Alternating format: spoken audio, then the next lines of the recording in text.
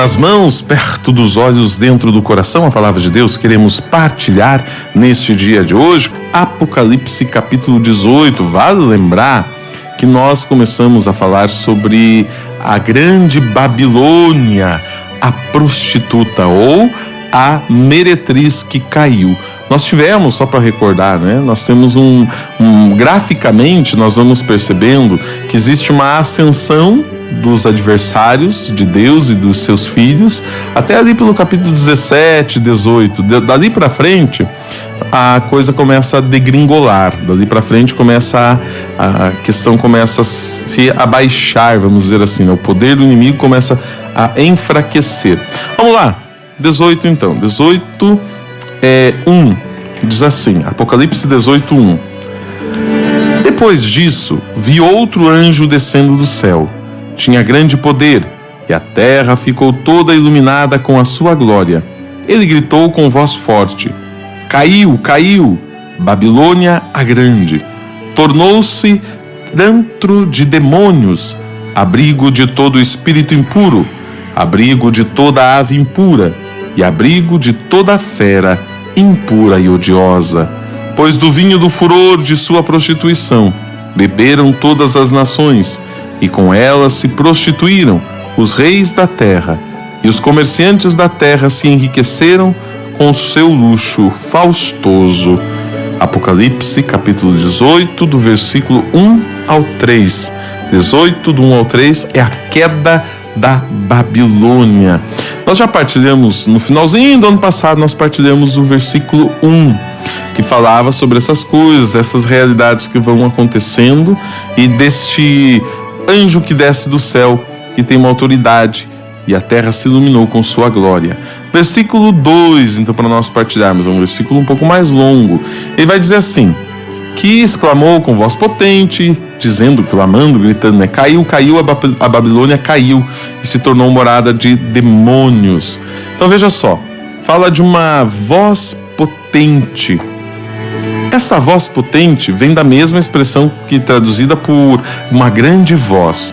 Em outros versículos, a voz de Jesus, ou a voz dos anjos e também dos adoradores, das almas dos mártires e da águia que anuncia os três ais, do versículo 8, 13. E a voz do céu que chama as testemunhas a subirem, versículo 11, 13. E as 7 trombetas que anunciam o reino de Deus, e do céu que anuncia o poder de Deus e a expulsão do dragão, do santuário e também do trono. Caiu, caiu, a grande Babilônia, a meretriz caiu. Esta linguagem é uma maneira assim mais profética de mostrar que Deus, ele tiraria do poder aqueles que dominavam e abusavam dos outros. Por isso Isaías profetizou contra o rei da Babilônia, nessa Babilônia histórica. Como cessou o opressor, como acabou a tirania, quebrou o Senhor a vara dos perversos e o cetro dos dominadores. E vai seguindo aqui o profeta Isaías, capítulo 14, do 4 ao 7. Antes de prosseguir, devemos observar a importância no caso de Babilônia Antiga e a interpretação da Babilônia simbólica do Apocalipse. No Antigo Testamento, há várias profecias sobre a queda da Babilônia. Essas profecias foram cumpridas na queda do domínio babilônico e até então a destruição da cidade.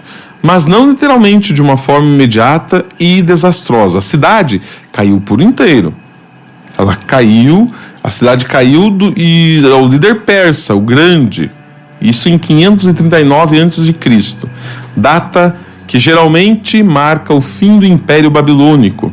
Mas as batalhas desta conquista ocorreram em outros lugares, fora da cidade. Sabemos que os persas e os medos se juntaram para vencer os babilônicos. Isaías fala especificamente de Ciro e dos medos como instrumentos de anos no cativeiro nesta terra. Jeremias também foi específico quando disse que o castigo da Babilônia viria logo no fim das 70 anos de cativeiro. 70 anos de Judá no cativeiro, que os medos seriam um instrumento de Deus para castigá-los, que a destruição dela seria repentina e seria afundada como uma pedra jogada no rio. Não podemos forçar aqui uma interpretação literal, pois a cidade permaneceu alguns séculos depois da invasão dos persas e também dos medos, sendo desfeita aos poucos como resultado dos estragos de várias invasões nas épocas dos medos e persas, dos gregos e helenistas e até dos romanos. Não é possível mostrar cumprimento literal de todos os detalhes da profecia da queda da Babilônia antiga. Usando o exemplo então das profecias sobre a Babilônia histórica, percebemos que as profecias da destruição nas escrituras podem empregar linguagem poética e hiperbólica, podem usar figuras específicas para falar de castigos mais gerais e podem cumprir uma série de acontecimentos em um único evento.